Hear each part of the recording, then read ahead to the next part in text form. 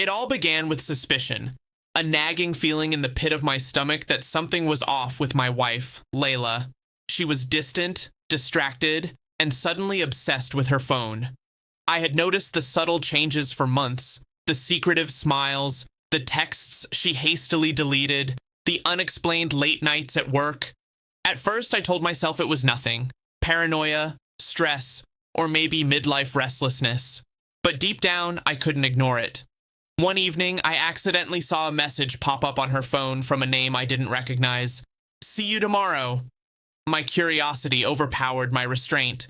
I checked her phone later that night when she was asleep. There it was, a string of flirty, intimate messages from a man named Adam. Over the course of months, she had been seeing him in secret. They weren't just sending texts. They were planning meetings, weekends away, and little dates she never mentioned. At first, I felt paralyzed. Shock, betrayal, disbelief.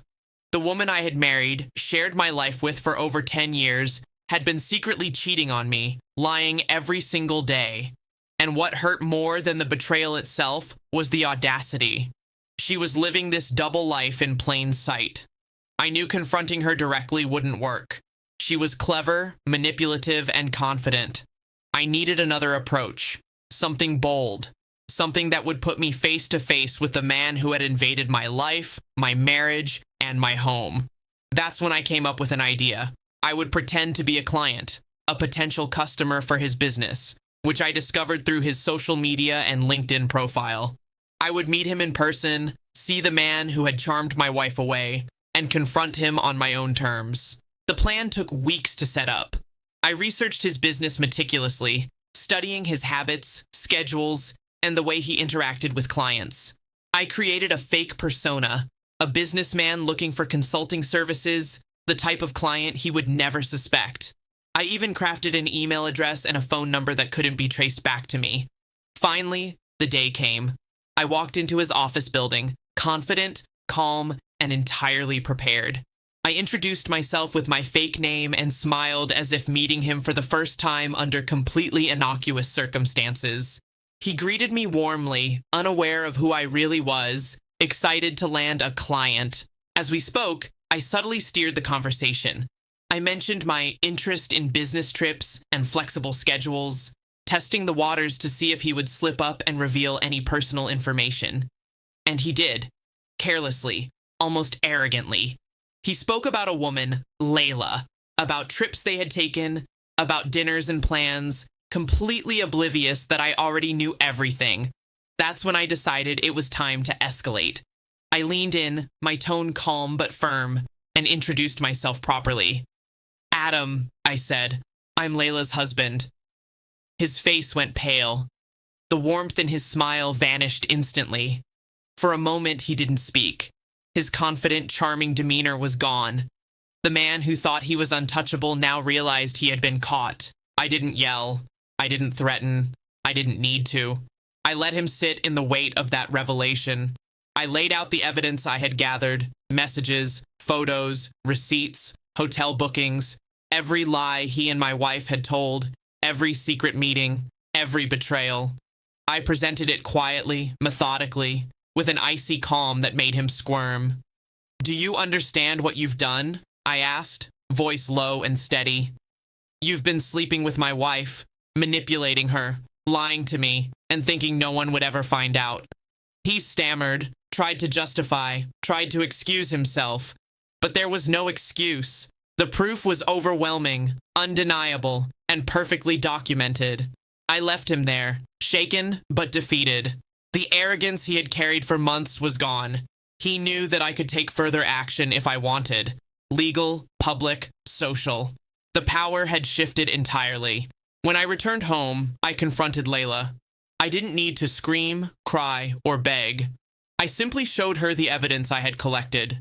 The messages, the receipts, the recordings of our conversations where she had lied to me repeatedly. Her carefully constructed web of deceit collapsed before my eyes. She tried to manipulate, to beg, to promise she would change. But I had learned the truth. Trust, once broken, is impossible to rebuild with someone who shows no remorse. The next step was legal. I filed for divorce, citing infidelity, emotional abuse, and reckless behavior. The court proceedings were straightforward because of the meticulous documentation I had prepared. Custody of the children, financial settlements, and protection against her manipulation were all granted in my favor. But my revenge didn't stop there. I exposed Adam to his colleagues and social circle, carefully and discreetly, without making a public spectacle. The man who had thought he could quietly steal from me now faced professional consequences, social embarrassment, and the reality that his actions had ripple effects he hadn't anticipated. Layla, meanwhile, had to face the consequences of her choices. Her lies, her betrayal, and her arrogance had all backfired spectacularly. The woman who thought she could have it all, secrecy, adventure, and admiration, was left with exposure, legal ramifications, and the collapse of her carefully curated image.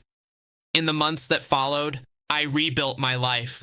My children were safe and shielded from the worst of the drama. My home, once filled with tension and deception, became a place of stability. And I learned a vital lesson.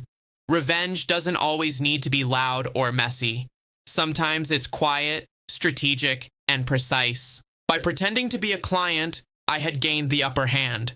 I met the man who had invaded my marriage on my own terms, exposed him, and dismantled the web of lies he and my wife had created. The satisfaction wasn't in shouting or humiliating them publicly, but in knowing that justice had been served in a calm, calculated, and undeniable way. In the end, I didn't just survive betrayal.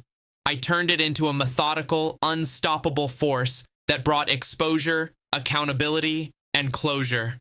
Layla had lost control, Adam had lost credibility, and I had regained my dignity. Betrayal had tried to destroy me, but patience, strategy, and precision had turned the tables completely. And that was my revenge, quiet, brutal, and complete.